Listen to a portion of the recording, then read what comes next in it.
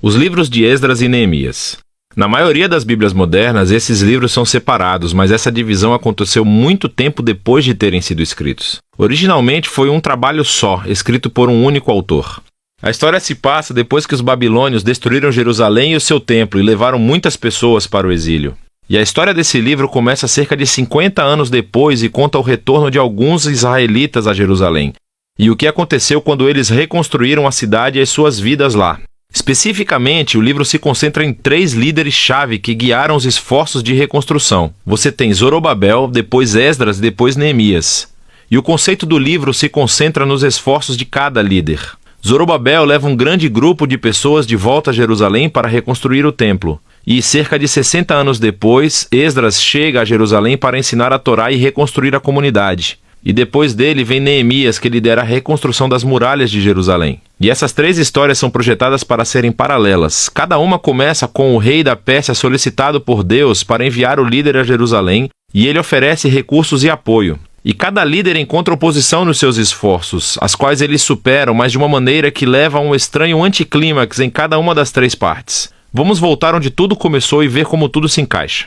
Assim, a história começa com um decreto de Ciro, rei da Pérsia, e ele é movido por Deus para permitir que os exilados retornem a Jerusalém e reconstruam o templo. E o autor diz que isso cumpre uma promessa feita pelo profeta Jeremias de que os exilados um dia retornariam a Jerusalém. Agora, esse cumprimento deve aumentar nossas esperanças em muitas outras promessas proféticas que indicam que o exílio não era o fim da história. Temos esperança para o futuro rei messiânico da linhagem de Davi. Temos esperança de um templo reconstruído onde a presença de Deus habitará com seu povo. Esperança de que o reino de Deus venha sobre todas as nações da terra e traga sua bênção, assim como ele prometeu a Abraão. E assim, é com todas essas esperanças em mente que lemos a história de Zorobabel. Seu nome significa plantado na Babilônia. Ele representa a geração nascida na Babilônia em cativeiro e lidera uma onda de israelitas que estão retornando a Jerusalém. Depois que eles se estabelecem por lá, eles reconstroem o altar para oferecer sacrifícios e depois o próprio templo. A cerimônia de fundação e depois a dedicação final do templo são momentos-chave. As histórias passadas do tabernáculo e a dedicação do templo devem estar em nossas mentes. É quando a nuvem de fogo da presença de Deus deve descer. Ele está entre o seu povo, e isso não acontece. E assim, enquanto pessoas estavam felizes com esse novo templo, os anciãos que tinham visto o templo anterior de Salomão clamam em pesar. Não é nada como o passado glorioso que tiveram, ou as suas esperanças para o futuro. E é aqui que temos a primeira história de oposição, e é muito estranho. Assim, os netos dos israelitas que não foram levados para o exílio tinham estado vivendo em Jerusalém o tempo todo, e vêm para oferecer ajuda na reconstrução do templo. E Zorobabel recusa. Ele diz: vocês não fazem parte do nosso templo. E isso, claro, gera um conflito que Zorobabel supera.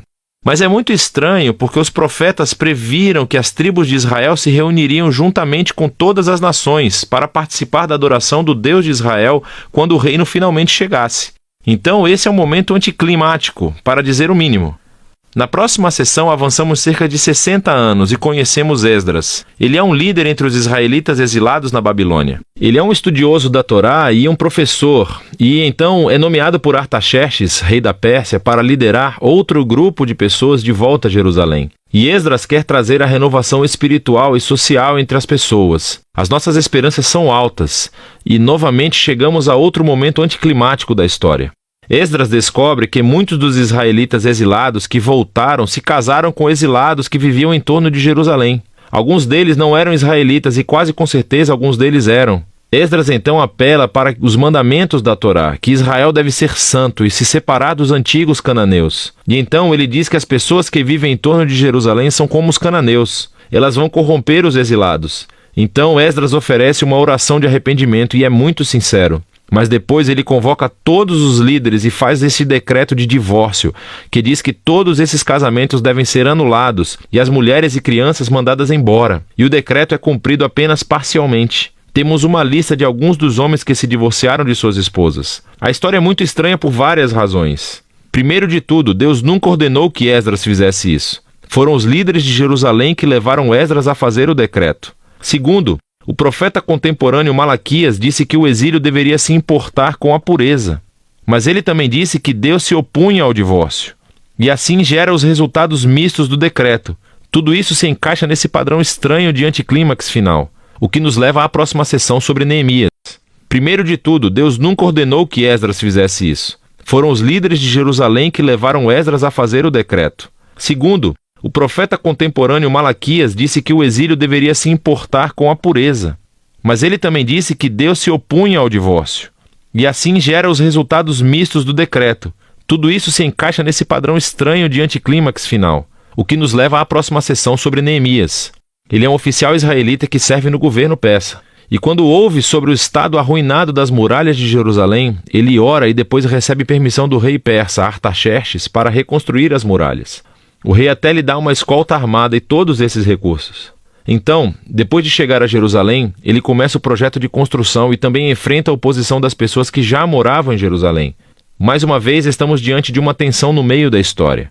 O profeta contemporâneo Zacarias disse que a nova Jerusalém do reino de Deus seria uma cidade sem muros, que a presença de Deus a cercaria, que as pessoas de todas as nações se juntariam ao povo da aliança.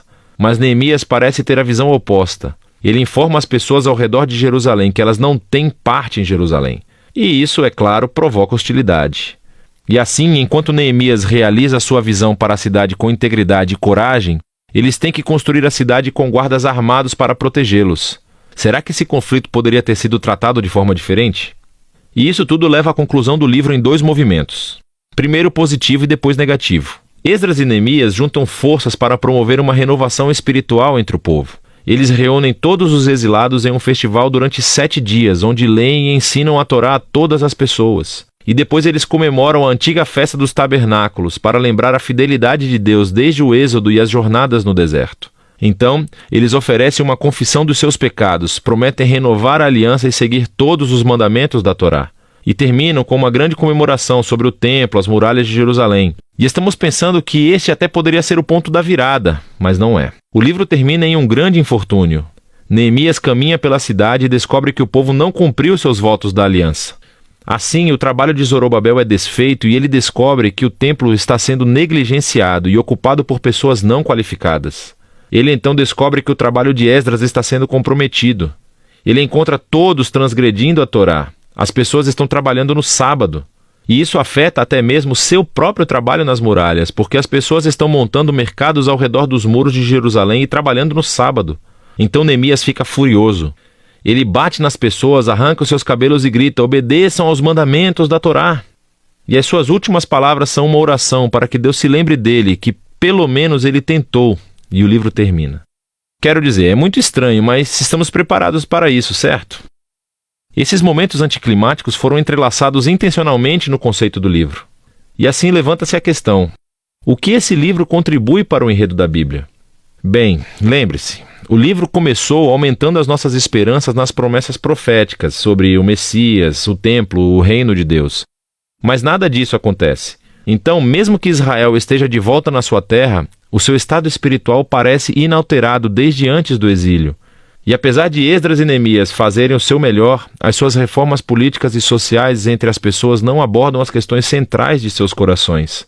Então, esse livro está apontando a mesma necessidade destacada pelos profetas Jeremias e Ezequiel, que o povo de Deus precisa é uma transformação holística dos seus corações, se eles algum dia vão amar a Deus e obedecer ao seu Deus. E assim o livro termina de uma forma deprimente, mas obriga você a continuar lendo os livros proféticos para descobrir o que Deus vai fazer para cumprir as suas promessas da grande aliança.